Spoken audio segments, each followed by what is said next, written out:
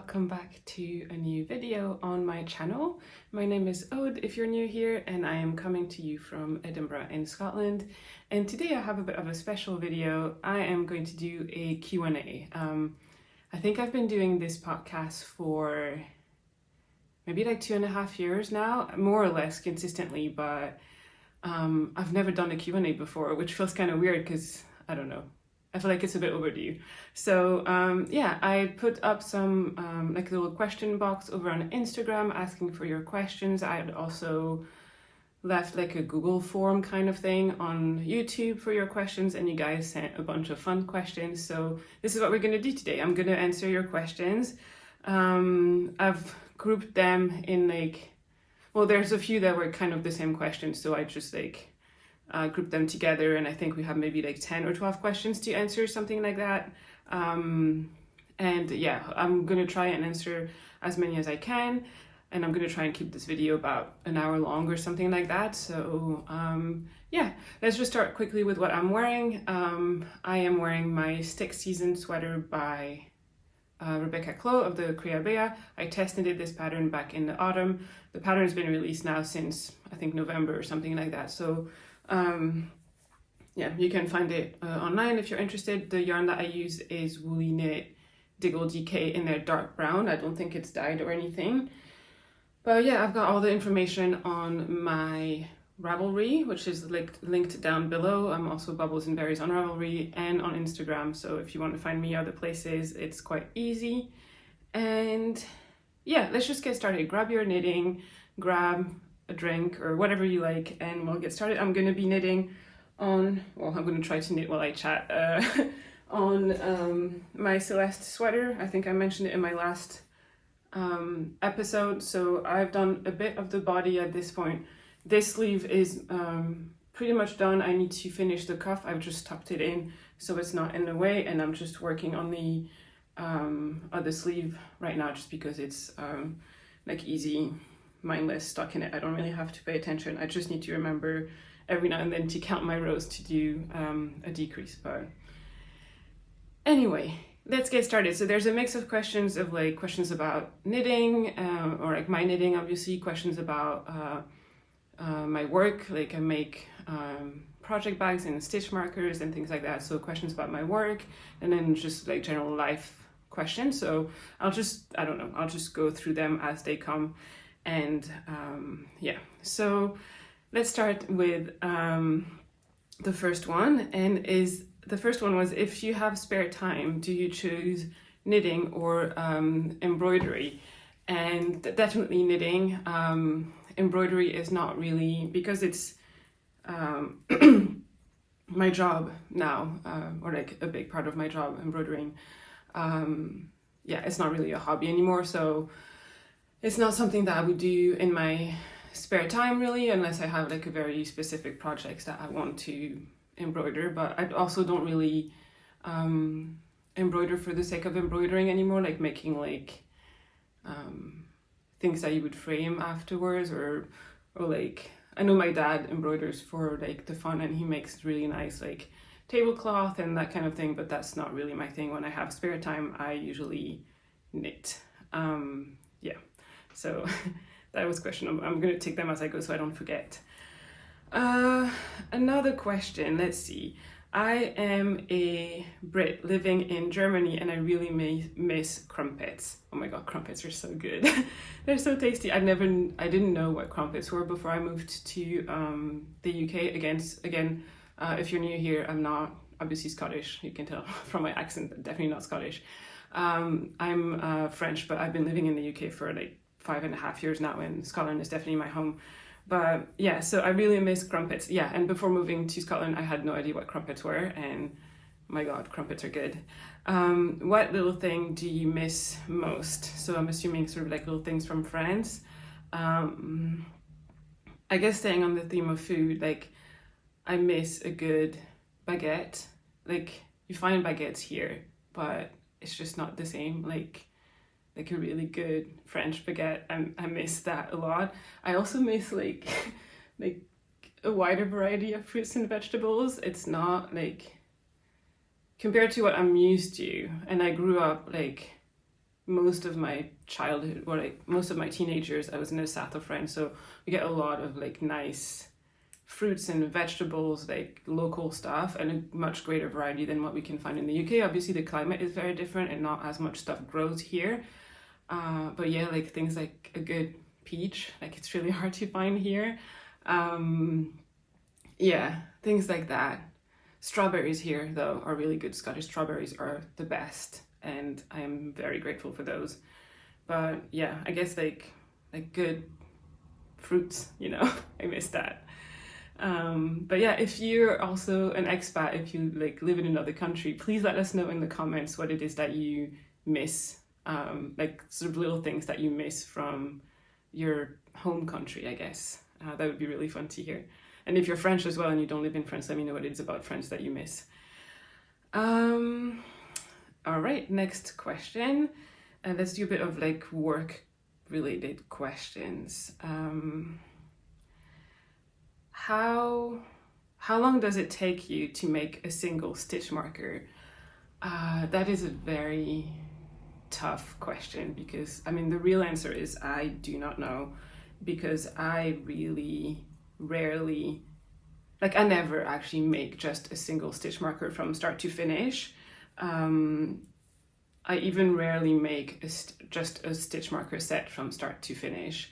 I batch things when I work, so when I have a bunch of stitch marker sets or stitch markers to make, I usually embroider them all and then I assemble them all and then I get them all ready for shipping. And so yeah, it is, I never really do just one stitch markers from like embroidering to assembling to putting it on a little card and shipping it. And then just embroidering it again, like the amount of time that I spend to embroider a single stitch marker really depends on the stitch marker as well. I have a lot of different kinds, and some of them take quite a while and some of them take a lot less time. I'm trying to think. I think my most complex ones right now that I have in the shop, the one that take I guess the longest to make, are the like Scottish landscape stitch markers that I was talking about in my last episode, I think. And yeah, I guess maybe these take like, I don't know, like 10 minutes to embroider fully, but then there still needs to be like the assembly and everything, and it's just like, it doesn't make sense for me to like make a full stitch marker at a time. Like it's just a lot more streamlined and a lot more easy for me to yeah, like embroider a batch, assemble a batch, and then ship them all. So yeah, I couldn't really tell you. And again, it depends on the stitch markers. Like if there's many colors, I have to change threads all the time, so obviously that takes more time. If it's stitch markers that are used just like 1 or 2 colors, like it's faster because I don't have to change my colors all the time. So yeah, I couldn't really tell you because I don't work on a marker by marker basis, basically. So sorry about that. But yeah, I think it takes probably, like from conversations I've had with people, I think it probably takes me less time than people think it does. But just because I'm used to it now, like I'm doing it all the time, so I am much faster than I used to be, definitely. So yeah, sorry I can't give you a better answer to that. I just don't really have one because this is not really how I work. All right, let's move on to the next question. I hope I'm not going too fast. I'm just answering the questions that you have. Yeah, it's been 10 minutes already, so I think we're good. How did you get into pattern translation and tech editing? So, right, okay, so before I was doing Bubbles and Berries full time, like my shop where I sell bags and stitch markers, before I was doing this full time, I was working as a translator and did a little bit of tech editing. Not that much, but a little bit. And I was translating some patterns a lot towards the end of when I was doing that. But I came into that as a translator already. I was already working as a translator.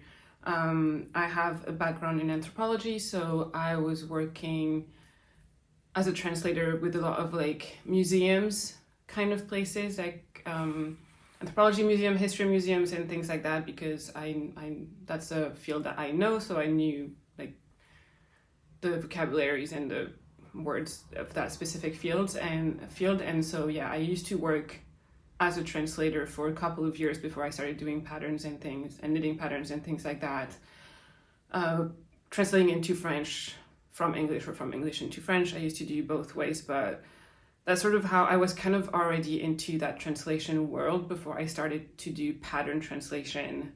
And then, yeah, tech editing sort of followed because I was doing translation, and then I was noticing like sometimes like a few errors here and there, and then I was like, you know what, I think I could probably do a bit of tech editing. I know knitting well enough, and yeah, tech editing was always more like to supplement translation. Translation was always my main thing, but yeah, I got into it because I was kind of already in there. And the reason, like how I started getting jobs as a pattern translator is basically I think I put something on Instagram being like, hi, I'm a translator, I'm getting into pattern translation. If you're a designer and want stuff translated into French, or if you're a French designer into English, like let me know. And I think that's how I got my first couple of jobs. And then after that, it was mostly word of mouth. So yeah, I was already kind of into that. But I know a lot of people get into pattern translation just because they're good knitters, or like they understand knitting patterns well, and they're proficient in two languages, like usually kind of like bilingual like me. Like I'm not trained as a translator, I just speak those two languages well, and that's how you get into it.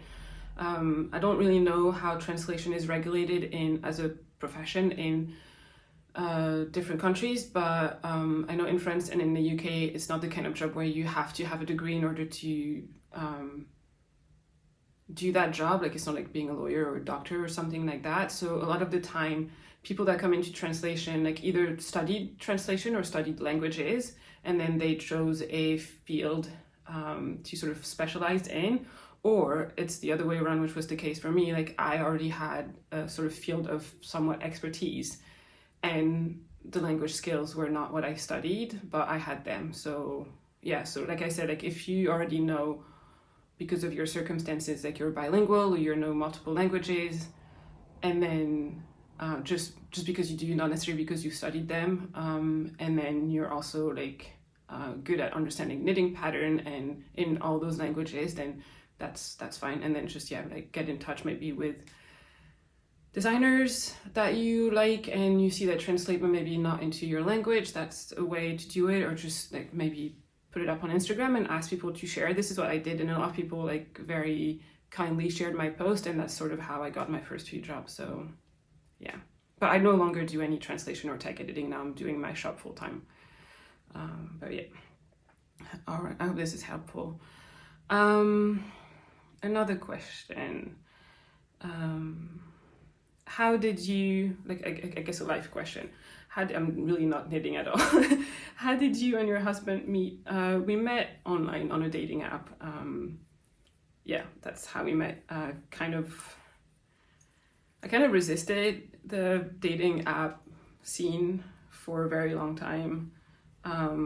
But then after thinking about it for a while, I just realized that maybe that's something that worked best for me, because my life at the time wasn't such that I met a lot of new people. Like I was working so much and definitely not dating any of the people that I was working with, or not interested. And yeah, so I was just not really meeting any people sort of organically. And I'm just like, I'm very introverted, and I'm terrible at like chit chat. Like that makes me very uncomfortable when I meet someone new that I know nothing about. Like I just don't know what to say. Like it's not like if we met somewhere, like obviously like we don't really know each other, like we've never met, like we may have chatted in the comments or something, but if we met somewhere like and like a yarn festival or something, like we would all know that we're into knitting, and so we would have a topic of conversation to sort of start with. But if you just meet someone out of the blue like that, or I don't know, I'm not like I don't like it. It's just like, I don't like dating, basically. I think that's the end of it. Or I don't like I struggle with like meeting and chatting to new people. So I guess in the end, I found that the online route kind of, it sounds very transactional, but worked best for me, because you can chat to people online through like messenger stuff. And yeah, that works great for me, because then if like, you don't have to keep talking to those people, I guess, if you're not really interested, and or if you find that you don't really have anything in common and there's not really any hard feelings, because it's not really people that you've met, it's just like that's kind of part of the game. So yeah, anyway, that is a very long, convoluted answer, but yeah, we met online. One day I decided to sign up, and to be honest, like I signed up to an app or a website, and then like I think Kyle is the first and only person I talked to on that website, and maybe I stayed on there for like a week, and then we decided to just like chat over like WhatsApp or something, and then I deleted the dating app. So yeah, that just didn't like, yeah, lasted a week, and I met him, and yeah, now here we are, married and everything. So yeah, this is how we met. All right, moving on to maybe a knitting question or a YouTube question. Oh, let me see. How do you go about choosing colors? So I'm assuming for like knitting and like the colors of yarn that I use. Is it just your favorite colors, or do you work to match them? Or do you think in a manner of the color wheel? Also, oh, and then there's a second question that I'll go back to in a minute. So yeah, I just choose colors that I like. Yeah, I just choose colors that I like. I like warm tones, autumnal colors. I do like a bit of blue occasionally, like on this one. But yeah, it's just really colors that I like. And because I find that because I have a specific color palette that I like they tend, my clothes now, after a few years of doing this, just tend to match, just because they're all within the same sort of color palette, I guess. And then, do you think in manner of the color wheel? I'm not really sure. I don't know what that means. I don't know if it's like the color wheel where like you have like complementary colors, like, or if it's more like those like seasons kind of thing. I'm sure you've seen this online where like there's some sort of like, depending on your skin tone and hair color and eye color, like you're kind of fall into a category called a season, and it sort of gives you guidance as to sort of what colors would suit you best, or sort of what tone for each color would suit you best. And I kind of like that. I think it's kind of fun. I did, like, you do a little quiz online somewhere, like there's plenty of websites, and so I did a few, and all of them I always ended up in like as a autumn, which was really funny because all the colors that I suggested that was good for me were already the colors that I was drawn to anyway. So that was kind of fun to see that. And I think it happens for a lot of people, that like you kind of know what suits you or what looks good on you, like sort of instinctively. The colors that you like usually like are the one that suits you. But then I think it was nice because there's sort of some colors that I wasn't really like drawn to, like pinks, for example. For a long time I never really used pinks, and I realized it's because I didn't really know what shade of pinks would work for me, and like through that little season thing, I figured out that it's more like warmer pinks, more like, I guess, like peachy, like not too bright. And so that helped. Like that was just an option to consider if I wanted to ever use like wear pink stuff. But yeah, so yeah, I think just to answer that question, is mostly like just favorite colors, really. Colors that I enjoy, and that I enjoy wearing, that I feel good in. That's also the most important to me, is like, do I feel good wearing this color or do I not? And yeah, I go with that. Like even if it's not a color that's technically like for autumn colored people, like if I like it, if I enjoy wearing it, that's the most important. So yeah. And there was a second part to that question, which was also, do you make bags to order with a subject, like for instance, a specific flower or animal? I'm thinking that is like kind of like custom orders. Like, do I do like custom orders and embroider what people want? And the answer is no, because that is just too much work. Like on top of actually embroidering the bag, I have to do the whole design process that comes before that. And to do that like as like a one-off kind of thing for an individual is just too much work. I do it and then I create a design and then I release it in my shop and then I make multiple bags of that as the orders come in. But I can't design something entirely new for everybody. So I have done some custom designs for stitch markers, but mostly for like shops that are, or like dyers or things that I'm working with. Like for example, Zakami Yarn, I'm sure you know, like I've made some stitch markers for them in the past for like an equinox box, an advent calendar, and but then I make a lot of these obviously, so I don't make just the one stitch markers and don't spend all that time designing for just the one stitch marker. So I would do it that way, but I never do it for bags, and I'm sorry, but not really for individual customers. It's just too much work at this point. Maybe in the future, but yeah, not right now. Let's see. Let's go back. I'd love to make my creative side hustle my full-time work, but I've always been too scared to make the jump. As someone who has a creative business, do you have any tips? And how long did it take you before you made that jump?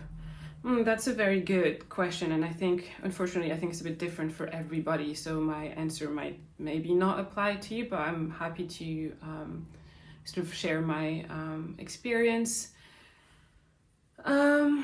The way it happened for me is that I was still working as a translator, and then I started Bubbles and Berries and the bags and all of this as a side hustle as well. And then I sort of reached a point where I was sort of so busy in each that I could not do either as well as I wanted to, if that makes sense. And so I sort of reached the point where I kind of had to choose because I didn't have the time or the brain space or the energy to do both jobs well. So at this point I chose to stop translation and focus on my shop. And just because I had to decide, I had to make a choice of like, which one do I want to do and which one do I want to grow? I just can't continue doing both. And it was a jump, like definitely it was a jump, because that meant that like I was getting rid kind of like one income stream, and that meant that I had to like really take it seriously. Not that I wasn't taking it seriously before, but just like okay, now this is my full-time job. I need to think a bit more business like than I used to, and sort of figure out how I can grow this business to make it sustainable. So to me, that's how it happened. It's sort of like I was kind of like forced to make the jump or not, just because of like the amount of time and energy that I had.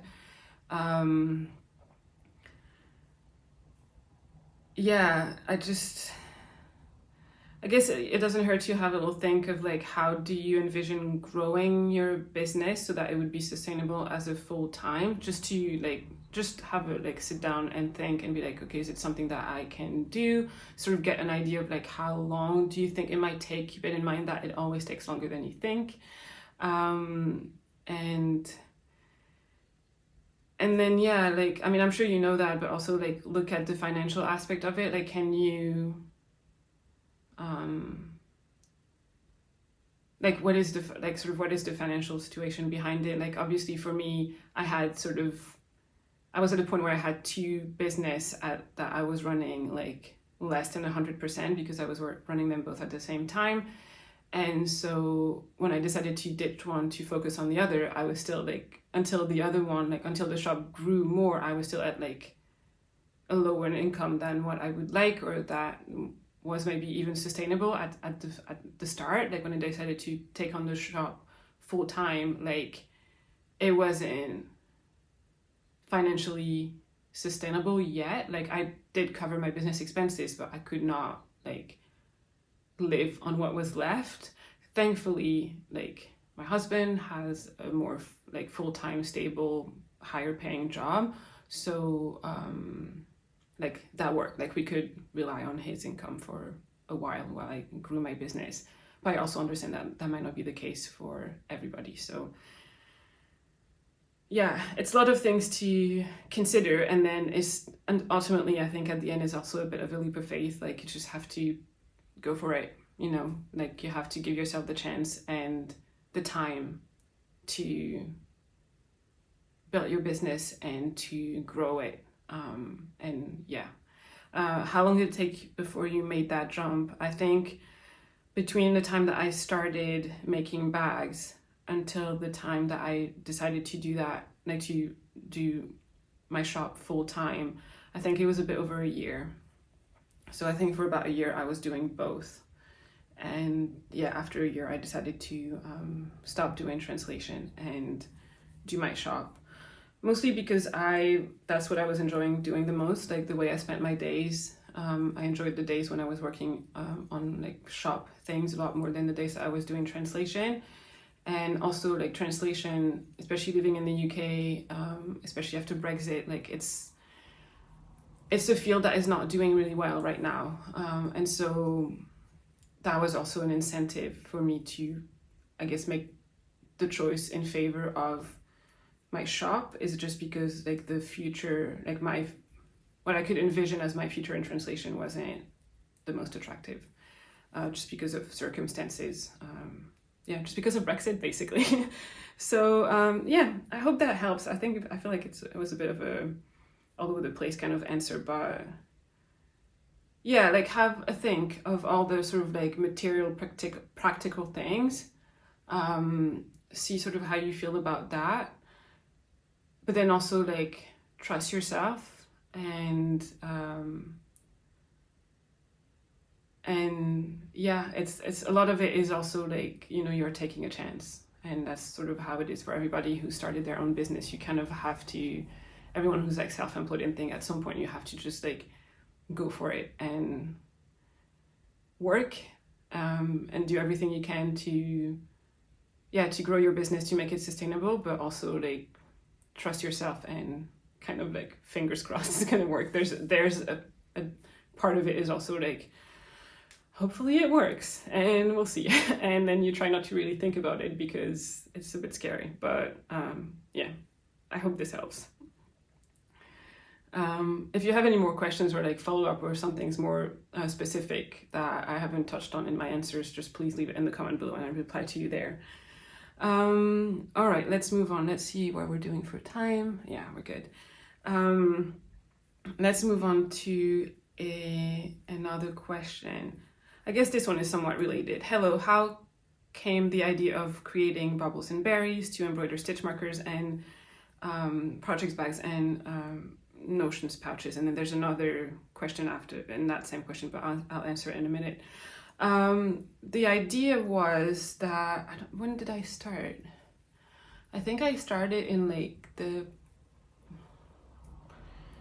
want to say like winter, like first half of 2021 or something. I was working as a translator at the time, but obviously it was like COVID and lockdowns and Brexit had just happened. And so I didn't have a lot of translation work at the time just because of those circumstances. And I was kind of bored and a bit like, you know, antsy, and I needed to do something. And I was like, you know what, why not? Like I can try and make stitch project bags and I'll just sell them on Etsy and see how that goes. You know, maybe I'll just the idea was like, oh, that will keep me busy until sort of the world calms down and I can get back into translating. And that's at first, you may remember if you've been here a while, I didn't used to make embroidered project bags at first. I used to use like nice linen for the outside of my bags, and then the lining was a nice like printed fabric. That's how I started. But then I quickly got a bit frustrated with that because I never found like fabrics that I liked, or fabrics that really like matched my visions or the ideas that I had, or colors that would match well between the printed fabric and the plain linen fabric, like the color of the linen. And yeah, I got a bit frustrated, and then I was like, you know what, like, you can embroider, why don't you do that? And that was my idea, that was my way of being able to make my bags exactly how I want it, because then I'm using like a neutral linen fabric, and then I can embroider anything that I want. I draw all the things myself, and yeah, so that's sort of how I got started with the embroidery. I started with the bags for about a year. I did mostly like bags and notion pouches a little bit, and then after that I moved into stitch markers, and yeah, that was kind of the same. It's like, well, I knew like miniature embroidery already because I'd seen it on like jewelry and things. You see it sometimes. It's not very common, but you see it sometimes. And I was like, oh, like I wonder if I could, how could I make this into a stitch markers? And working with fabric wasn't really attractive to me, because you have to, like, cutting the tiny fabric, you have to manage it like fraying or not fraying and all that. And then I thought, oh, maybe I could do on felt, because felt is very nice to embroider on, and also you cut it and it doesn't fray, and you can just glue it into the backing of the stitch markers, and it works great. So yeah, it sort of like happened organically after that. But yeah, it was mostly like, the reason I started doing that was mostly for just so I could be as creative as I wanted, and so I could create exactly what I wanted, and had like not be at the mercy sort of what sort of fabrics are available out there kind of. So yeah. And then the second part to that question was, what brings you to Scotland? What brought you to Scotland? We moved to Scotland because Kyle, my husband, was wanted to change sort of careers kind of, and got into a master's program here. And so that's why we moved, and then we stayed. So yeah. Oh, I think I'm going to sneeze. Maybe not. Let me have a drink of water. I don't know if that's happened to you, but I'm using pure Gynt for my knitting, and I find that sometimes the fluff make my nose a bit stuffy. I think it calms down after I wash it, because when I sort of steam blocked the yolk, it was better. But yeah, some yarns are like that. They make you a bit, like, I guess there's more fluff flying around and they make me sneeze a bit. Anyway, that is absolutely not interesting right now. All right, moving on to the next question. As someone who works in the sector, how do you choose your patterns? I kind of get the idea behind this question, but because I guess I work in the sector, and that I work in like sort of like the knitting industry, but my job making bags and stitch markers doesn't really have anything to do with the knitting itself or knitting patterns or things like that. So yeah, I don't see them related in any way. So I just choose the patterns that I like. That's how I choose knitting patterns. I just choose the patterns that I like, which I think that's what that question meant. If it's for the patterns or the designs that I use on my bags, it's just stuff that I draw. I just draw them myself. But yeah, I think it was more about knitting patterns and just whatever I like. Moving on.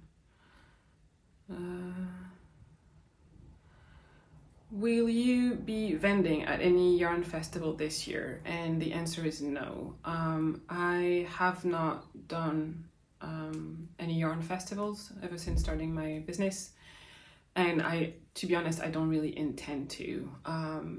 Definitely not like in the foreseeable future, just because it is. It feels very overwhelming for me. First of all, like just the idea of like two things, like the idea of like being in like a big hall and having my stall and having to like just be there in this very like busy environment and talking to people for a couple of days like full time. It feels a bit much for me. I think it's going to really drain me in terms of energy.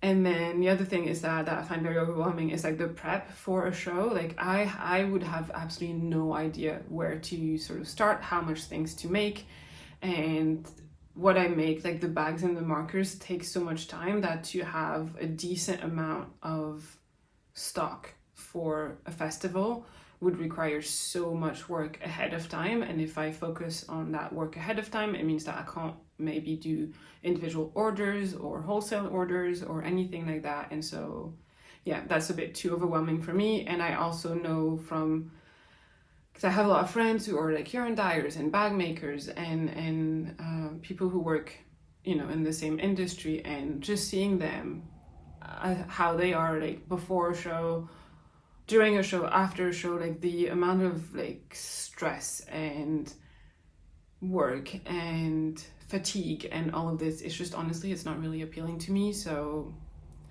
yeah, I enjoy going to festivals as a visitor, and I have a lot of admiration for the people who vend there, having a sense of how much work it is. But yeah, that's not really something that appeals to me at the moment, at all. So yeah, that's not really a direction that I am taking with my business right now. I usually post it on Instagram if I'm gonna go to a festival as a visitor. So if you're ever there and like you want to say hello, like please do. Sometimes some yarn dyers carry my stitch markers. I know Zakami often buys a few to take with them at festivals. So if you're looking for some of my stitch markers, you can find them there. My bags are just sold on my website, and just festival is not really something that I'm interested in at the moment as a vendor. I have been working on developing the more like wholesale part of my business. So that would be like having stockists, basically, so shops who would also sell my stitch markers, and that is something that I enjoy quite a bit, and something that I would like to develop this year. So yeah, I'm going to try and contact some shops, but also like if you have a local yarn shop near you and you would like them to carry my stitch markers, then please let them know, and they can message me, because obviously I don't know exactly where you guys are or what is the yarn shop next to you, and so I can't like I can't email all the I can't message all the yarn shops in the world and be like, hi, do you want to get my stitch markers? Because that's just like so much work. But yeah, if you want your local yarn store to sell some of my stitch markers, then you need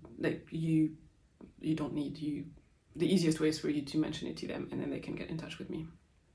But yeah, so I'm sorry, so that's a no for yarn festivals, unfortunately. But yeah, a fair few of them, not a fair few, like some of them, yarn dyers will have my stitch markers. Nelly and Eve sometimes has some of my stitch markers as well, though not all the time. But yeah, that's also, yeah, that's how it works. But it's just too overwhelming. Like if you knew, I mean, I know you probably also have people who are like friends or whatever that are yarn dyers and bag makers, like the state they're in, like my heart really goes out to them, but the state they're in, like just before, during, and after a festival, how tired, how like just busy and overworked and overwhelmed. And I know there's also like good sides to like meeting people there and meeting like other makers and meeting customers, and all of this is I'm sure is absolutely wonderful. But yeah, I just like, I think they're very brave. Yeah, I think they're very brave. And it's not something that I feel like I can do right now. So yeah, sorry. I will be going to a few as a visitor this year though. So if you're around, I'm going to, at the end of March. Is it the end of March? I think so. At the end of March, I'm going to be going to the Scottish Wool Producer Showcase at Perth.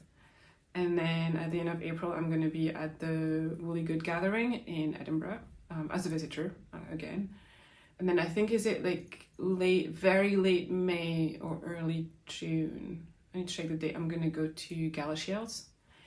And then, or like Untangled, I think it's called. Untangled Galashiels. And then, yeah, in the autumn, I'm planning to go to like the Scottish Yarn Festival, which is they're changing their location for the autumn one, which is going to be like in between Perth and Dundee, and then Glasgow School of Yarn at the end of October. So if you're at any of these, like, come and say hi if you see me, because like you would recognize me, but I wouldn't recognize you, obviously. But yeah, I'm really looking forward to those. So it's gonna be good, I think. And yeah, I have a couple more questions, and then I think I'll just wrap it up, because I think it will be long enough. And also it feels weird for me to talk like this, and I feel like because it's not stuff that I prepare in the way that I prepare a podcast, I feel like I'm a little bit all over the place. So I hope whatever I'm saying makes sense to you. But yeah. So another question was there was a few questions I'm asking the same, but it's whereabouts in France are you from? And that is also a bit of a tricky question. So we moved around quite a bit when I was, not quite a bit, but we did move around a little bit when I was like growing up and a teenager. I think I spent most, like, the later part of my childhood and my teenage years in the southeast of France, even though that's not where I was born. And that's where my parents still live there. I mean, they're divorced, but like they each still live in that area. And my siblings also have gone back there after going away for university. And then my family on my dad's side also lives there, like my grandpa and my uncle. So I guess in a way, like, I kind of grew up there in part, so that could be qualified at home. I don't really feel at home there. It's not really a part of France that I like a lot, not because of like the area itself. I think you like or dislike a place based on your experiences in that place. And yeah, I didn't have the best of time, I think, growing up there. So it's definitely not, even though that's where I usually go when I visit friends and when I visit my family, this is not really a place that I would call home.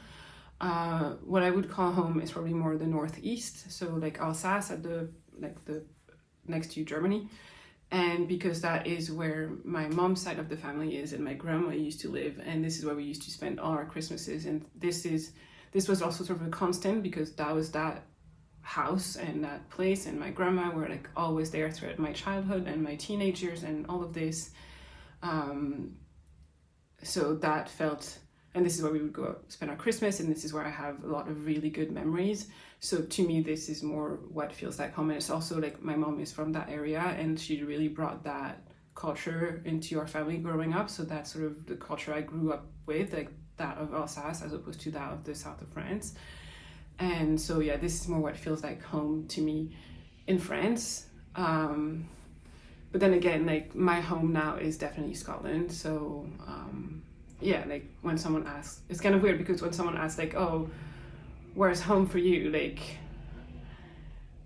technically, like where I feel at home is in Scotland, but where I'm from is not Scotland, obviously. So it's a bit of a tricky question, but yeah, I think hopefully that's answered your question. And now there's a lot of noise because they're collecting the bins, so this is nice. Hopefully you can't hear it too much. Hopefully the mic is good enough. So yeah, and then I guess this is going to be the last question. I have made zero progress whatsoever. I think I've done like 3 rows. So okay, I'm just going to take a minute. So on the other sleeve, last night I started, it's all bunched inside. I started the ribbing on the other sleeve, and I was like, oh, you know what, like for tomorrow, because I'm going to be recording, maybe I'm going to start the other sleeve where it's just stockinette, because I don't know if I can do like ribbing and tuck at the same time and not like mix up like a knit for a purl or something like that. So I decided to cast on this sleeve. I was like, oh, that's fine, I can just do stockinette. I'm going to make so much progress. Nothing. I've knit 3 rows, but it's fine. It's all good. Anyway, so last question is, I really enjoyed your travel vlogs. Thank you. Will you film one the next time you're in France? I would love to see that. So I've had quite a few people ask me like, oh, will you film when you're next in France? And the answer is maybe, maybe not, because when I go to France, like I would, if I'm just going sort of like as a tourist, I would definitely film there. But usually when I go to France, I go to visit my family. And so I spend a lot of time with my family. I spend a lot of time in their homes. And yeah, I wouldn't film that just for their privacy. I don't think it's right. And also like I knit because I'm around, but I like the rest of the trip doesn't really have any knitting component, which I think is an important part of like my vlogs and what I put up on this channel. So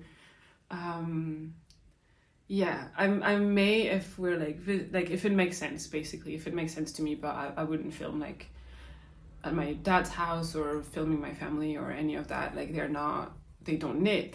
I'm not even sure that all of them are aware that I've got a YouTube channel. Like they don't know what vlogging is. Like it's completely outside of their world. And yeah, I don't want to just like, put their face up on YouTube and in a vlog where I'm going to be speaking English and they're not really going to understand what's going on and things like that. So yeah, I think most likely not.